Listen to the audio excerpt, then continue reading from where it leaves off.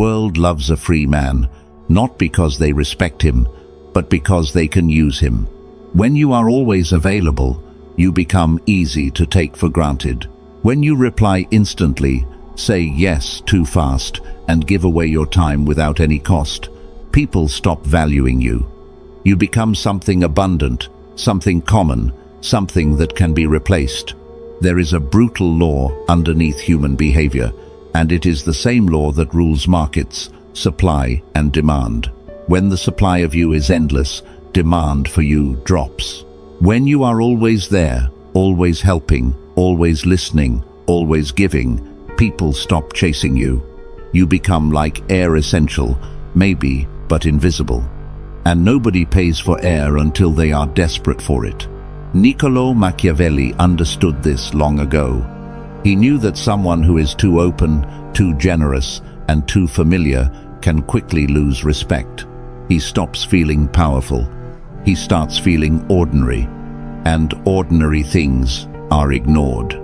You have spent too long trying to be liked.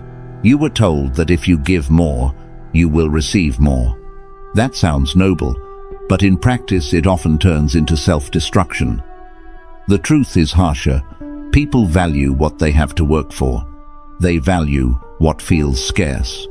They value what they fear losing. If you want to reclaim your power, you must stop being free in the way everyone expects. You must become a luxury item in a world full of cheap products. But how do you do that? How do you create scarcity without becoming fake, cold, or arrogant? That is what this video is about.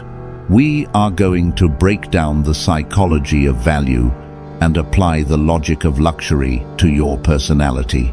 By the end, you will understand why being difficult can be a strength, and why being expensive is often the only way to be truly free. But first, you have to admit something. You may be acting like you are on sale, and it is time to close the store. Phase 1. The paradox of value. Why water is free and diamonds are expensive. Adam Smith, the father of economics, noticed a strange paradox that also explains human relationships. Why is water, which is essential for life, so cheap? And why are diamonds, which are not essential for survival, so expensive? The answer is scarcity. Water is everywhere. It falls from the sky, runs through rivers, fills oceans, and comes out of taps.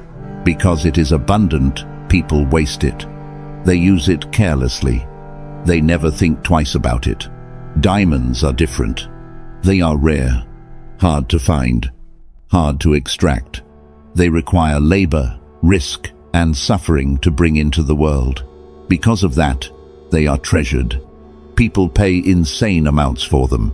People fight over them. People build entire identities around them. Now look at your own life. Are you water, or are you a diamond? The nice guy, the yes man, the always available friend. He is water. He is useful to everyone else. People lean on him for attention, comfort, validation, and labor. They come to him when they need something, but because he flows too freely, they stop respecting him. They cancel plans because they know he will understand. They underpay him because they know he will not push back. They unload their emotional garbage on him because they know he will hold it. He thinks he is being kind. In reality, he is flooding the market with himself. To become valuable, you have to become scarce. That means you must stop offering yourself to people who have not earned access. It means killing the part of you that needs instant approval. It means being willing to hear words like distant, cold, or arrogant without collapsing under them.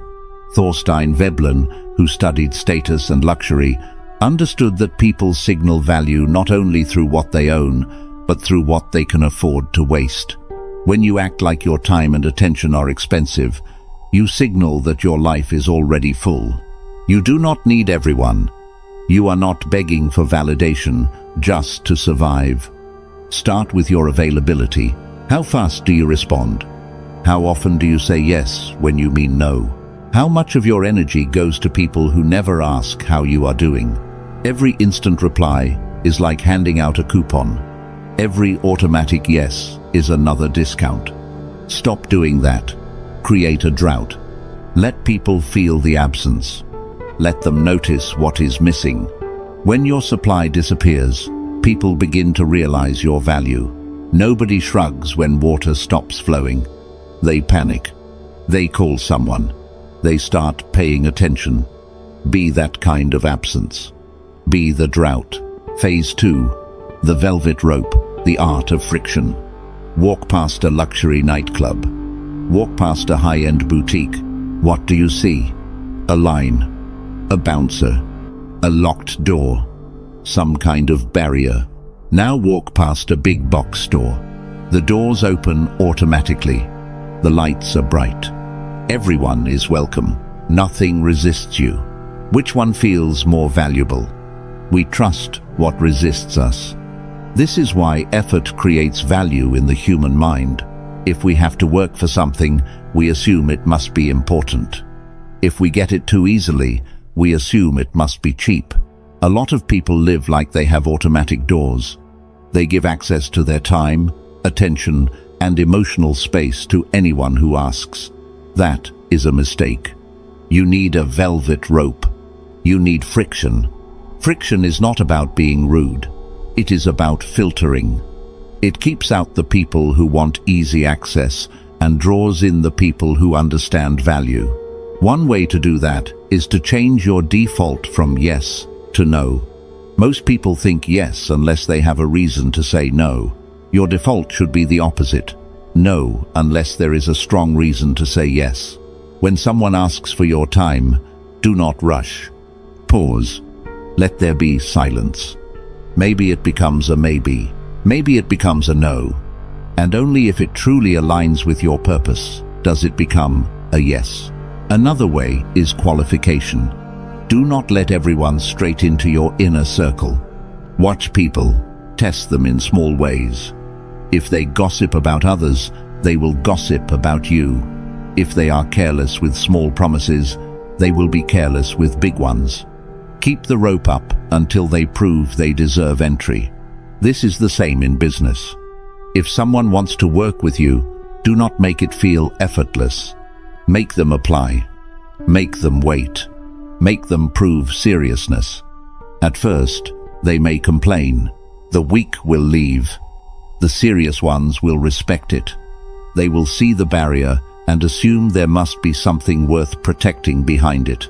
Machiavelli advised that a prince should be slow to trust and slow to move. That is not weakness. That is control. When you do not jump at everything, your presence becomes rarer. When your yes is not automatic, your yes becomes meaningful. People do not value what is always available. They value what feels earned. Phase 3. The tax of silence. Information as currency. Information is power. And, like all currency, it loses value when it is overprinted. The free man tells everyone everything. He explains his plans. He shares his feelings too quickly. He broadcasts his moves before he even makes them. He posts his wins, his pain, his arguments, and his next steps all over the place. In doing that, he floods the market with himself. He gives away his leverage. To become expensive, you must become a vault. That means you stop over-explaining. You stop giving your full story to people who have not earned it. You stop treating every conversation like a confession booth. In a conversation, let the other person do most of the talking. Listen more than you speak. When you do speak, be precise. Do not say, "I'm moving to a new city because I feel uncertain and I need to figure myself out." Say, "I'm moving to a new city." Then stop. Justification is the language of someone who feels beneath the room. The person with authority does not explain every detail. He declares. He decides. He moves. When you withhold details, people start filling in the blanks. They begin to imagine that you are more serious, more strategic, and more interesting than the person who overshares everything. Mystery creates value. Silence creates tension. Tension creates curiosity. Think about the most magnetic people you have ever seen. They were not always the loudest. They were not always the most transparent. There was always something slightly out of reach about them. That distance made them memorable. Stop posting your every emotional breakdown. Stop announcing your next move before you have even started. Stop handing out your internal world like a free sample tray. Silence makes space. And in that space, your value rises. When the quiet man finally speaks, people listen. When the loud man speaks, people tune out. Be the voice that feels rare enough to matter. Phase 4. The price of emotional control. Now we go deeper. Time, access, and words are only the surface. The most valuable thing you own is your emotional response. Low-value people are reactive.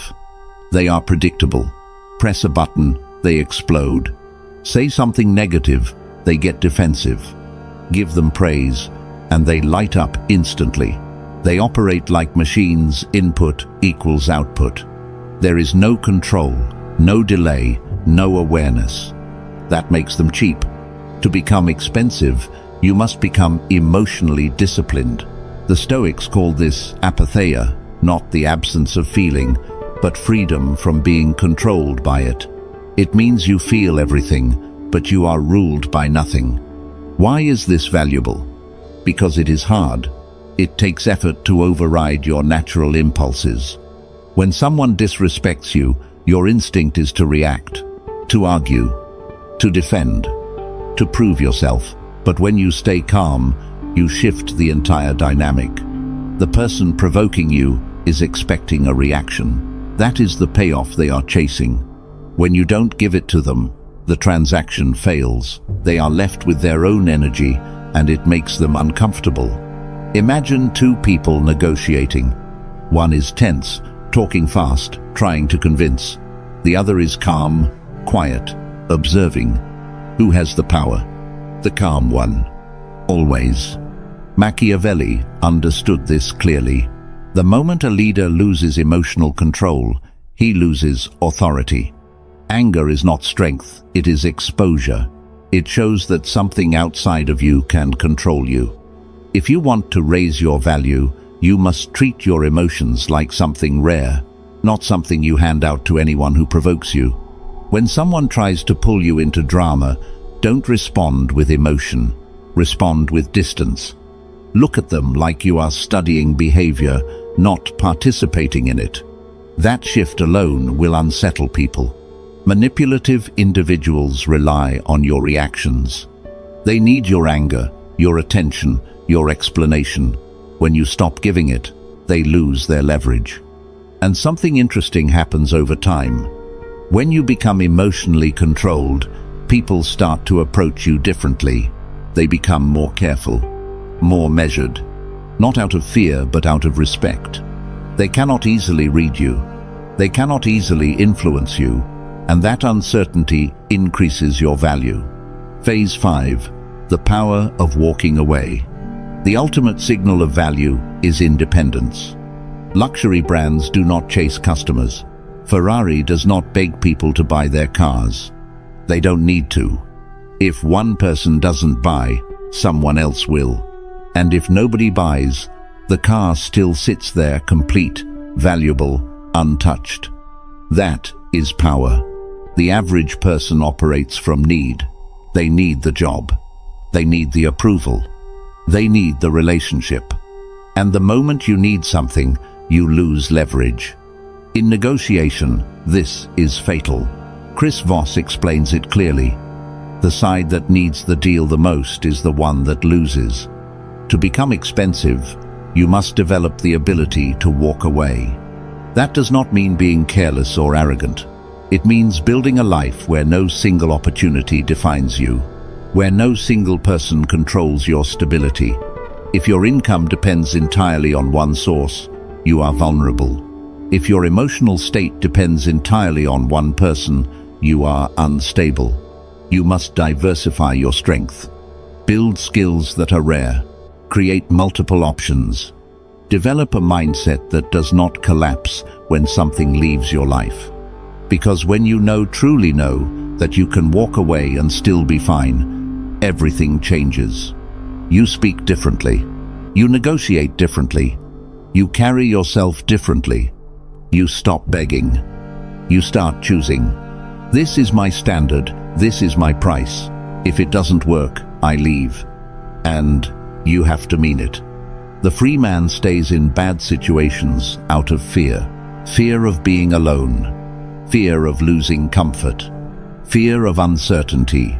The expensive man leaves because he understands something deeper. His time, his energy, and his peace are worth more than a bad deal.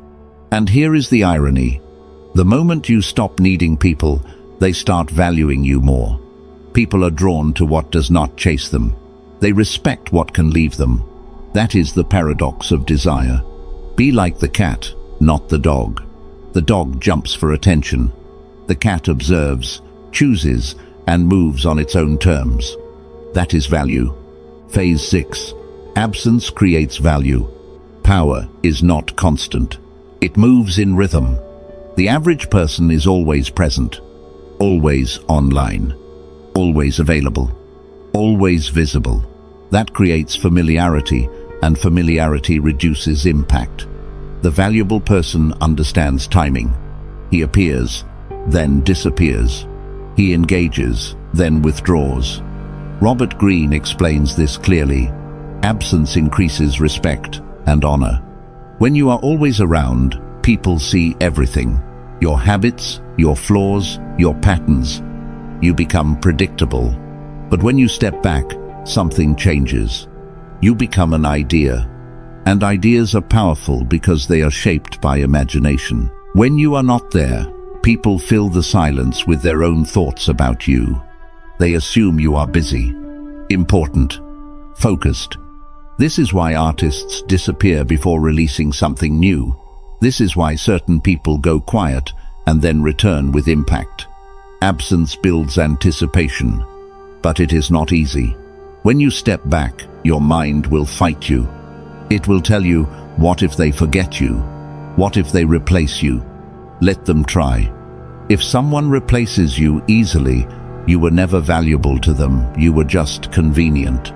But most of the time, the opposite happens. People notice. They reach out. They become curious. You don't withdraw with bitterness. You withdraw with purpose. You focus on your work, your growth, your direction. You let messages sit. You take space. You stop being constantly available. You are not playing games. You are resetting your value. A star that is always visible becomes background. A rare appearance becomes an event. Be the event. Phase 7. Never accept average. The free man compromises too much. He wants one thing. The world offers less, and he meets in the middle. He thinks that is balance. In reality, it is often quiet surrender. He lowers standards to keep peace. He accepts less to avoid discomfort. He tolerates behavior he knows is wrong just to maintain connection. That is how value erodes. To become expensive, you need a clear intolerance for mediocrity. This does not mean being difficult for no reason. It means being clear about what you will and will not accept. People respect standards even when they challenge them. Look at high performers. Look at leaders who demand excellence. They are not always liked, but they are respected because they don't settle. If you accept low effort, you signal that low effort is enough. If you tolerate disrespect, you signal that disrespect is allowed. Standards are not suggestions. They are boundaries. I don't tolerate this. I don't work under these conditions. I don't accept this behavior. When you say these things, and more importantly, when you act on them, you create clarity. People will test you. They will push limits. They will see if you are serious. If you hold the line, they adjust. If you fold, they learn they can control you. And this applies to how you treat yourself as well. If your habits are weak, your discipline is inconsistent, and your standards for yourself are low, you cannot expect others to see you as high value. Upgrade your habits. Upgrade your environment. Upgrade your thinking. You are not just presenting value, you are becoming it. The way you speak, the way you dress, the way you carry yourself, it all communicates something. Not loudly, not arrogantly, but clearly. Value does not shout. It is felt.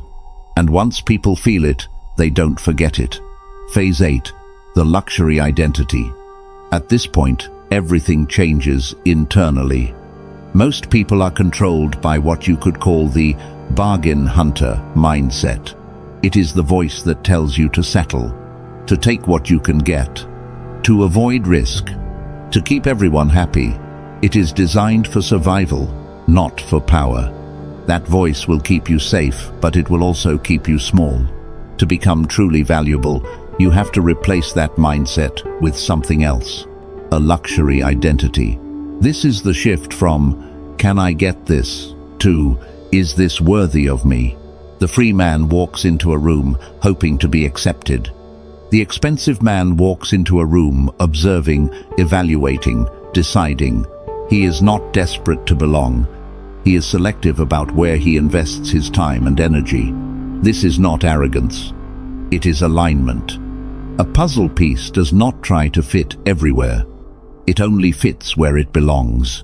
And when it finds that place, it locks in perfectly. You have to start thinking the same way. Not every opportunity is right for you. Not every person deserves access to you. Not every environment supports your growth. And that means you must become comfortable saying no, even when it feels uncomfortable. This also requires a new relationship with honesty. Most people lie to maintain peace. They say it's fine when it's not. They agree when they disagree. They soften everything to avoid friction. But the expensive man uses truth differently. "I don't like this. This doesn't work for me. I expect better." That kind of clarity is rare. It shocks people at first, but over time it builds trust. Because in a world full of fake politeness, honesty becomes a luxury. People know where they stand with you. They know you are not manipulating them with flattery. They know your words have weight, and that positions you differently. You are no longer just another voice. You become the one people listen to when it matters. Phase 9. The cost of being misunderstood. Here is the part most people avoid. To become valuable, you must accept that not everyone will understand you. When you change your behavior, when you stop overgiving, when you become more selective, when you raise your standards, people will react. Some will say you've changed. Some will call you selfish. Some will walk away. Let them. This is not loss. This is filtering. You are separating noise from value. You are letting go of what no longer fits. The free man tries to hold on to everyone. He fears being alone. He fears losing connections, even if they are draining him. The expensive man understands something different. An empty hand is not a loss, it is space. Space for better connections. Space for stronger opportunities. Space for something that actually matches your level. Yes, there will be moments of silence. Moments where things feel uncertain. Moments where it feels like you are standing alone. That is part of the process, because in that space, you are rebuilding yourself. You are no longer reacting to the world, you are shaping your place in it. Reputation is built here, quietly, slowly, through consistent decisions.